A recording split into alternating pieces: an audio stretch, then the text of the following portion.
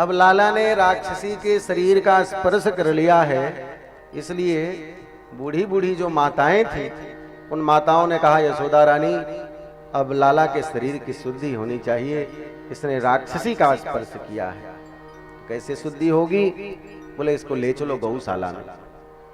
महाराज गौशाला में लाला को लेकर के आई।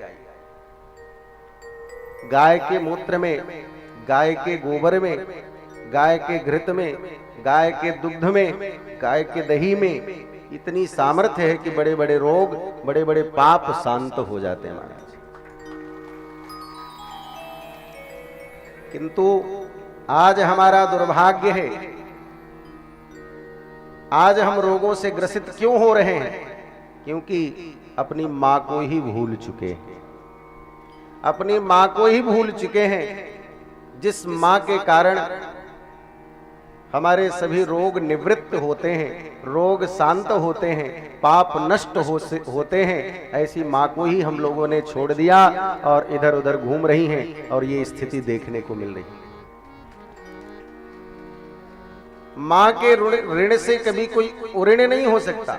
गाओ विश्वस्य मातरः, गाय विश्व की माता है और गाय के शरीर में 33 कोटि देवी देवता विराजमान होते हैं। यदि गाय की सेवा व्यक्ति कर ले तो मानो 33 कोटि देवी देवताओं की सेवा हो जाती है। हम तो धन्य समझते हैं यहाँ के लोगों को, गौ भक्तों को, गौ सेवकों को।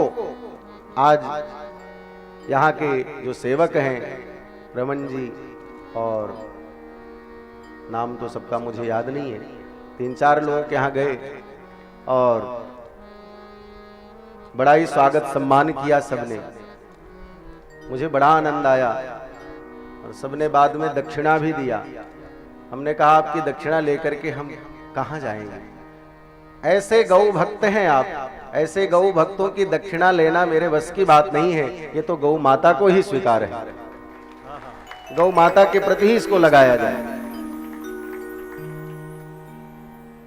तो गौ माता की सेवा करना और इनसे गोमूत्र, गोबर, दूध, दही इत्यादि जो प्राप्त होता है उससे हमारे शरीर हृष्ट पुष्ट होते हैं। पहले लोग अपनी मां का दुग्ध पान करते थे, गाय का दूध पीते थे और 100 वर्ष तक हिलते नहीं थे महाराज। आज पाउडर का लोग दूध पी रहे हैं और 30-35 वर्ष में ही कमर के रोगी, घुटने के रोगी, डायबिटीज के मरीज सब बन जा रहे हैं। उसका कारण क्या है? केवल हमने जिंदगी में बोतल का दूध पिया। पहले के लोग दूध पीते थे, कोई युद्ध करने के लिए आवे तो कहते थे आओ मैंने अपनी मां का दूध पिया है। तुम अपनी मां का दूध पिया है तो लड़के दिखाओ, लोग ललकारते थे। और आजकल जब पाउडर का ही पिया है तो क्या ललकारेंगे?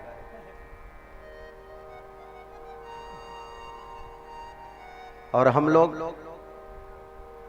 बचपन से ही बच्चों को बोतल पकड़ा देते हैं, उसमें पाउडर वाला दूध मिलाते हैं और उस बोतल को बच्चे के मुंह में लगा देते हैं।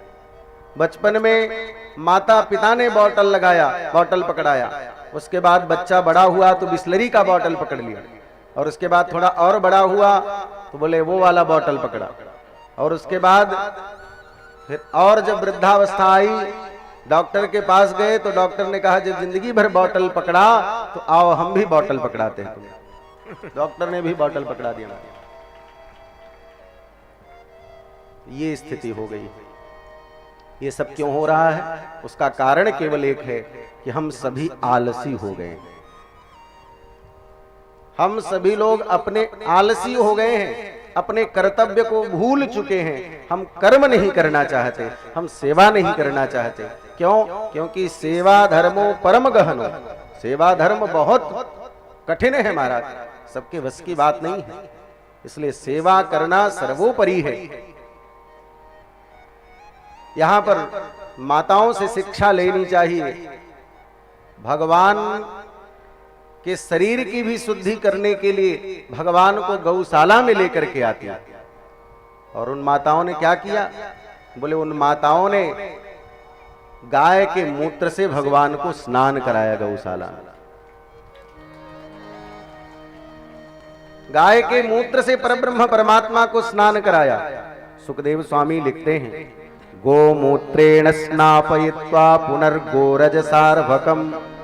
पहले गाय के मूत्र से स्नान कराया और उसके पश्चात पुनर्गोरज सार्वकम, गौ की रज जो मिट्टी थी वहां की, उस मिट्टी को पूरे शरीर पर लगाया।